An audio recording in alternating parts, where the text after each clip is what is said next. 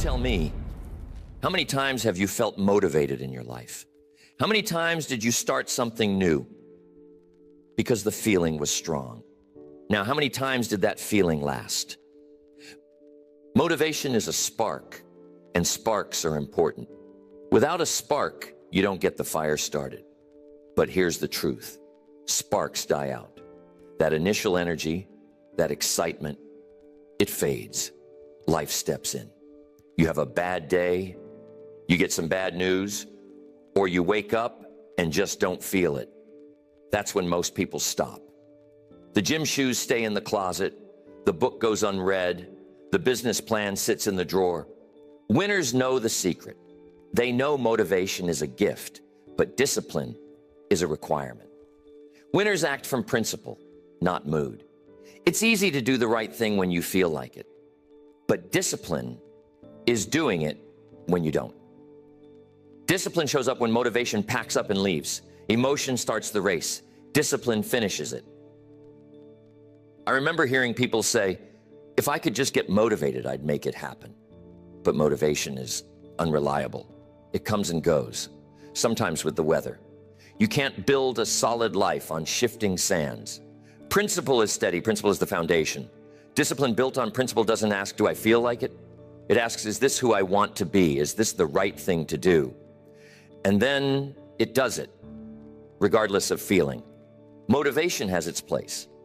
It's good to be inspired. But discipline is what gets the work done day in, day out, long after the inspiration has faded. Think about athletes, artists, anyone who's achieved something meaningful. Did they rely on feeling good every day? Not a chance. They had bad days, doubts, distractions, but they stuck with it. They kept showing up, kept practicing, kept working. That's discipline. Ask yourself, are you waiting for motivation or are you willing to act from principle? Emotion is the fuel for a sprint. Discipline is the engine for a marathon. The person who can act apart from emotion, who can keep promises to themselves when no one's watching, that person can be trusted with great things. There's another myth out there. The myth that discipline means you never feel lazy, never want to quit, never get tired. That's not true. Discipline means you keep going in spite of those feelings. Discipline is stronger than mood. You do it because it needs to be done, not because you feel like it in the moment. That's the dividing line. People who rely on motivation find themselves starting over again and again, chasing that feeling, waiting for the right mood. But those who let discipline lead keep moving forward, even if the pace is slow. They trust the process. They know discipline is not a moment, it's a lifestyle. So if you want to build a life that stands, stop chasing motivation. Let discipline be your anchor. Act from principle, not mood. Let emotion start the race, but let discipline carry you across the finish line. Now here's what discipline looks like, day by day, choice by choice. Some people think discipline is found only in the big moments, the major decisions, the grand commitments, but that's not where real change happens. It's in the small routines, the daily habits, the ordinary acts you repeat, often when nobody's watching. Every morning you get out of bed on time, you put a deposit in the bank of self-respect. Every time you finish what you start, even if it's small, you reinforce your own identity as someone who follows through. These little things, repeated over time, create the person you become. Now, discipline doesn't always feel glamorous. There's no applause for eating a healthy breakfast instead of junk food, for reading a chapter instead of watching television, for making that one extra call at the end of the day. But make no mistake, these moments matter. Each consistent act, however small, becomes another brick in the foundation of your character. People sometimes ask, how do you build confidence? How do you create momentum? The answer is, you do it by keeping the promises you make to yourself, day after day. You might think one push-up doesn't matter. One page doesn't make a difference. One good decision gets lost in the crowd. But habits compound. The proof shows up in your life, not overnight, but over time. When you choose discipline in small things, you create a pattern, a thread that runs through your days. Over time, that thread becomes a rope, strong enough to pull you through hard seasons. What you repeat becomes who you become. The runner who laces up shoes each morning, the student who reviews notes every night, the entrepreneur who makes the daily calls, they all have something in common. Discipline is not an event for them. It's a habit. And habit, practiced long enough, becomes identity. Ask yourself, what habits are you practicing today? Are they moving you toward who you want to become or away from it? Don't overlook the small stuff. The way you do anything is the way you do everything. If you can discipline yourself in the small things, you prove to yourself that you can be trusted with bigger things. And here's the beautiful part. Every act of discipline carries a message. It tells your mind, I can do this. I am this kind of person. Each time you act in line with your goals, you reinforce your own belief. That's daily proof. Proof that you can change. Proof that you can grow. Proof that you're becoming the person you want to be. It's not the intensity of one day that matters most. It's the consistency of many days. You don't become a champion with one great workout or a scholar with one long study session.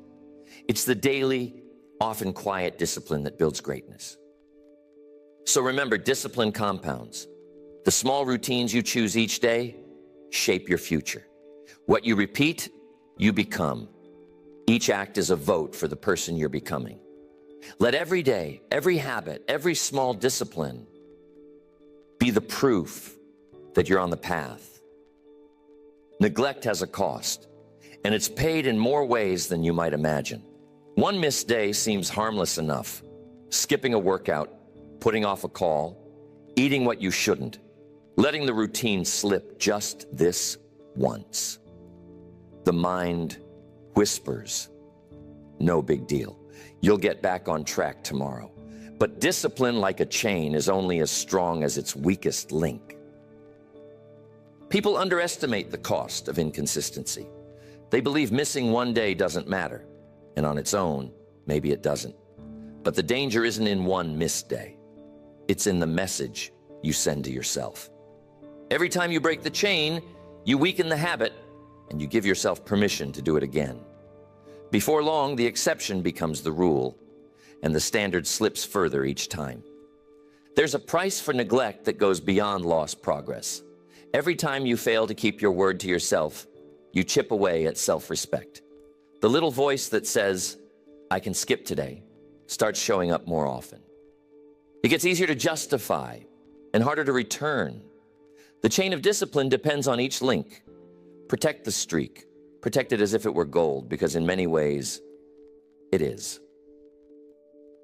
Consider what happens when you stick to a routine. You start to build trust in yourself. You believe you'll follow through. That self-trust is powerful. It grows quietly, day after day, but it's fragile.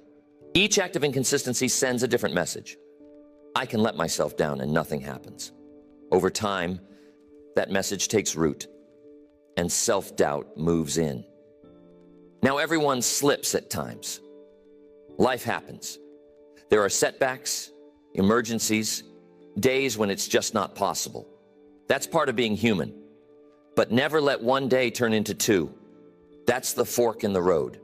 One missed day, get back on track immediately. Don't wait for a perfect Monday, a new month, or the first of the year. Correct quickly. The faster you restore the routine, the stronger your discipline becomes. Protecting the streak is about more than maintaining a habit. It's about defending your identity.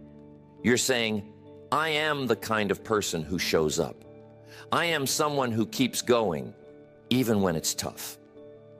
That's what builds self-respect, honoring the commitments you make to yourself. Think about the long-term cost of inconsistency. One missed day turns into a pattern of missed days. A pattern becomes a lifestyle. And before you know it, you've drifted far from the results you wanted. The cost is rarely obvious in the beginning, but it always shows up in the end. That's why the disciplined protect their routines. They know that discipline doesn't just build results, it builds a reputation with themselves. And when you respect yourself, others begin to respect you as well. Self-respect leads to higher standards, and higher standards lead to better outcomes. So remember, neglect has a price. Every act of discipline strengthens the chain. Every break weakens it. Protect the streak. Defend your routines. In doing so, you'll not only safeguard your progress, you'll build the kind of self-respect that can't be bought or borrowed. There comes a point when rules turn into rituals, and that's when real transformation happens. At first, discipline can feel like a long list of do's and don'ts, a set of rules you try to follow, sometimes with gritted teeth. You remind yourself, don't eat that, don't skip this, do the work, stay the course. Early on, every step takes effort. It's a struggle just to stay on track. But the goal isn't struggle. The goal is structure. See, when you practice a rule long enough, something shifts. What was once a burden becomes second nature. The routine that once felt forced begins to feel automatic. That's the beauty of rituals. When discipline feels natural, effort disappears.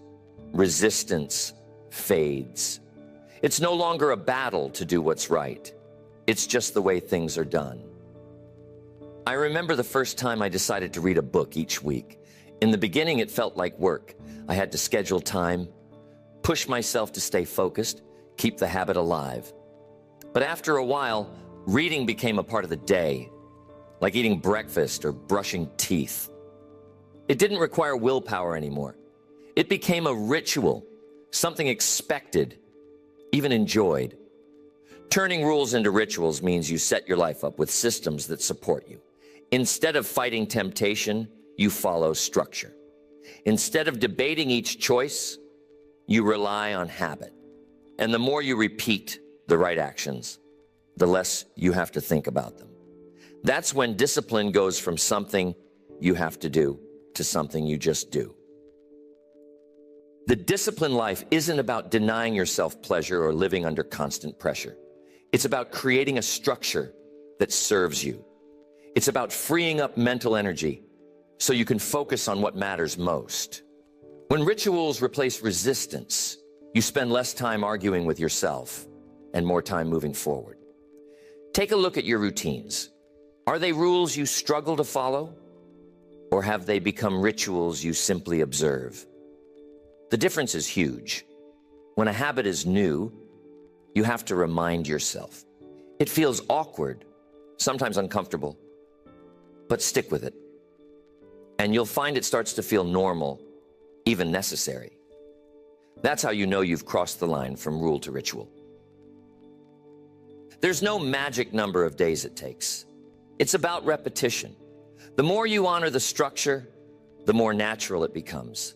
Think about the rituals that already anchor your life. The way you start your morning, how you end your day, how you prepare for important moments. Add new rituals that serve your goals, and watch how effort turns into ease. Remember, the disciplined aren't stronger. They're just better structured. They let rituals carry them where motivation and willpower once had to do all the work. And that's the real reward, a life where the right choices happen almost automatically, and discipline becomes a source of strength, not a source of stress. Let your rules evolve into rituals. That's how you make discipline last. That's how you build a lifestyle, not just a temporary change. Environment shapes behavior, sometimes more than intention ever could. You can have strong willpower, the best intentions, and even solid routines. But if your surroundings pull you in the opposite direction, you'll fight an uphill battle every day. Discipline isn't just about what happens inside your mind. It's about designing the world around you to help you stay on track. Take a close look at your environment. Is it supporting your discipline or making it harder? If you're trying to eat healthy, what's in your refrigerator? If you want to read more, where are your books? If you want to work out, is your equipment ready and visible or buried somewhere in the closet? The right environment removes friction. It makes the good choice the easy choice and the bad choice inconvenient. You don't have to leave everything up to willpower. In fact, the disciplined know how to set things up so willpower isn't tested so often. They create cues and reminders. They remove temptations. They arrange their space so that doing the right thing takes less effort. That's not weakness, it's wisdom. If you want to build a habit of writing each morning, set out your notebook or computer the night before. If you want to save more money, set up an automatic transfer so you don't have to think about it. If you want to avoid distractions, then keep them out of reach when you're working. Make it easy to succeed and harder to fail. Some people say, I'll just tough it out. I'll resist. But discipline is not about making life harder than it has to be. It's about stacking the odds in your favor. You can't always control everything, but you can influence a lot. The arrangement of your environment is a powerful signal to your brain about what's normal, what's expected, what comes next. Look at the places where you spend your time: the kitchen, the office, the car, even the digital spaces like your television or laptop. Each one can either reinforce your discipline or chip away at it. What's visible? What's within reach? What triggers the right behavior? And what gets in the way? Don't wait for perfect conditions. Start where you are. Rearrange one small thing to make discipline easier. That's a step toward living the kind of life you want.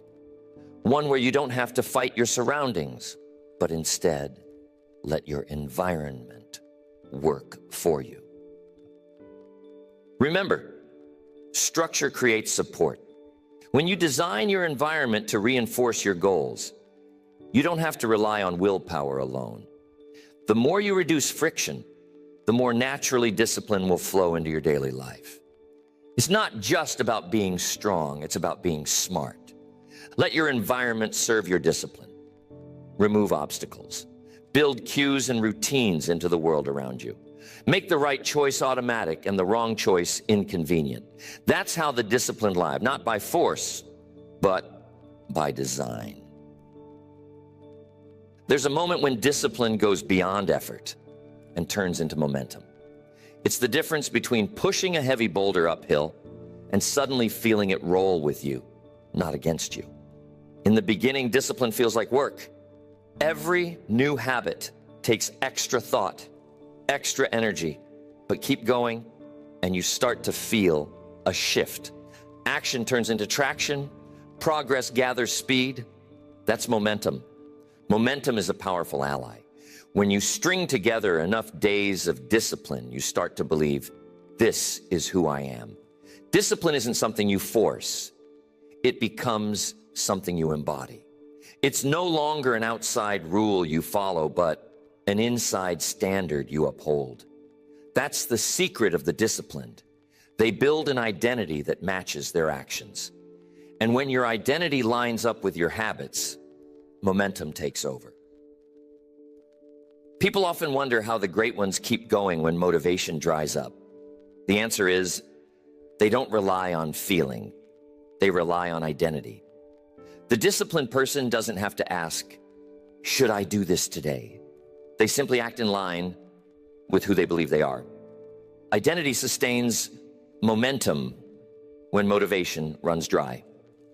Think about someone who sees themselves as an athlete. They don't work out because they're motivated every day. They work out because it's who they are. The writer writes, the leader leads, the saver saves, not as an act of willpower, but as a reflection of identity. When discipline and identity become one, momentum takes care of the rest. Ask yourself, what do your habits say about your identity? Are you reinforcing the story you want to live? If you slip, do you return to discipline quickly because it feels natural, like coming home? The longer you practice discipline, the more it shapes not just your days, but your self-image. Momentum is built on consistency. It's the payoff for sticking with small routines, protecting the streak, and letting rituals replace resistance. Over time, momentum makes discipline feel lighter, even enjoyable. You feel the wind at your back, not in your face. Each good choice reinforces who you are and makes the next one easier. This is where the discipline's separate from the merely interested. When the mood fades, the identity remains. That's why people who build discipline into their identity rarely let go. They have too much invested in who they've become. The standard is set. The story is written. Remember, discipline doesn't just build habits.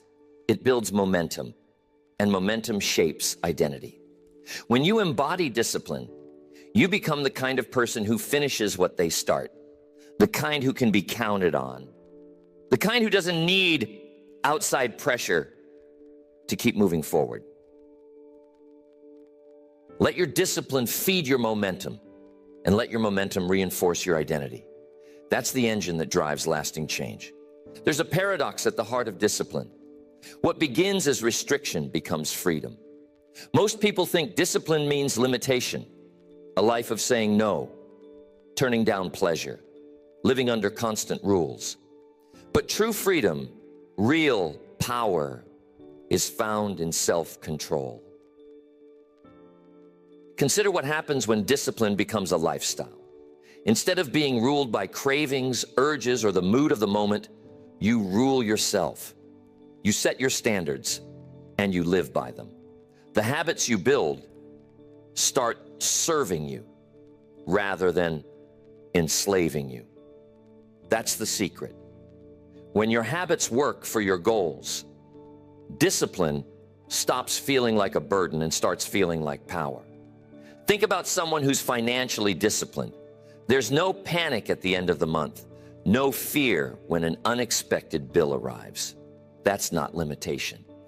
That's freedom. The person who disciplines their health isn't trapped by doctors' orders or limited by low energy. They're free to enjoy life, to go where they want, to do what they please. That's not a burden, it's a blessing. Freedom is not the absence of structure. Freedom is found within structure. When you choose your actions, rather than letting impulses choose for you, you gain control over your destiny. Self-control is self-respect in action. It's the highest form of liberty, not freedom from responsibility, but freedom because of responsibility. So many chase the feeling of freedom by doing whatever they want, whenever they want. But that kind of freedom is short-lived.